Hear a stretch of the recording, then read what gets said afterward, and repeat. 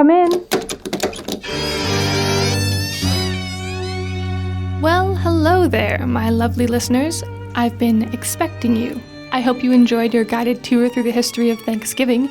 I can see some of you are still finishing your pumpkin pie. I'm Lena Isleifson, and I'll be your next host as we peek behind the curtain and lift the shroud of mystery surrounding the history of detective fiction. We are going back to a time before the word detective even existed.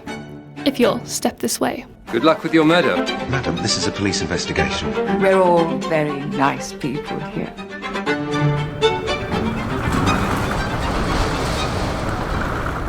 It was a dark and stormy night when a young writer sat alone in his study, the rain thrashing against the window panes, to write history's first mystery novel.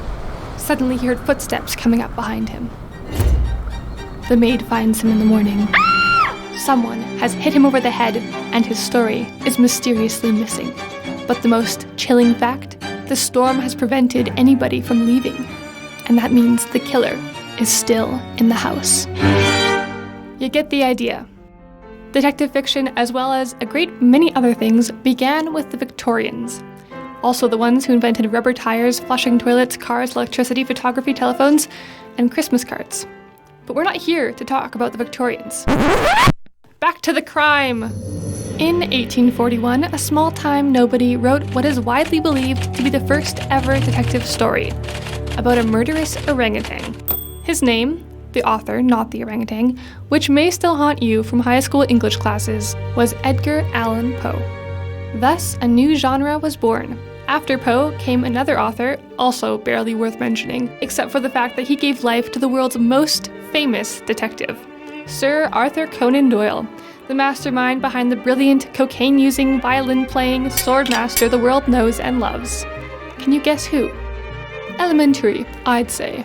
My name is Sherlock Holmes. It is my business to know what other people don't know. Indeed, he is the, quote, most portrayed human literary character in film and television history, according to Guinness World Records. You have a way of putting things, Mr. Holmes. This brings us to the golden age of detective fiction, a time in the early mid-20th century full of brilliant detectives whose capable minds we can always trust to tie up every loose end. These are the whodunits, the closed-circle murder mysteries in old mansions, on trains, at boarding school, during snowy nights and hot summer evenings, largely cut off from the rest of the world. And we can't talk about Golden Age mystery novels without bringing up Dame Agatha Christie. Who is Agatha Christie, you ask? I hope you don't have to ask. Only the Queen of Crime herself, the most successful mystery author of all time.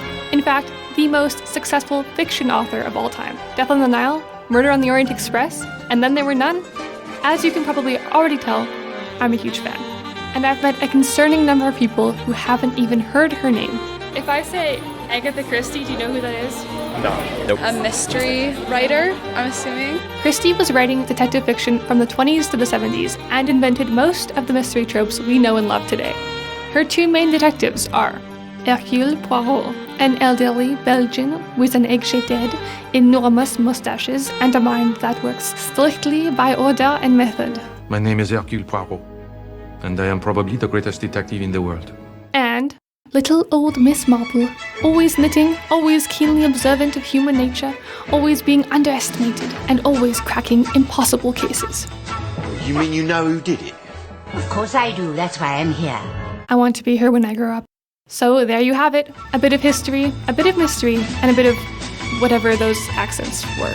Now that we've talked about the beginning of mystery, what are some of your favorite mystery stories? I don't know if you know about this series, but it's called Scooby-Doo. I just remember it being really, really good when I was like 8. I don't know. How about the Goosebumps? Throwing it back. Are Goosebumps like mystery? I can't do scary stuff. Yeah, same. Okay, this is just sad. Anyways, do yourself a favor. Find some classic detective novels, light a candle, turn off the lights, find a nice nook and a blanket, and delve into a world of plot twists so sharp, they're deadly. That's all from me, folks. You can find your next guide at the end of the hall and to your right. No need to knock. She's expecting you.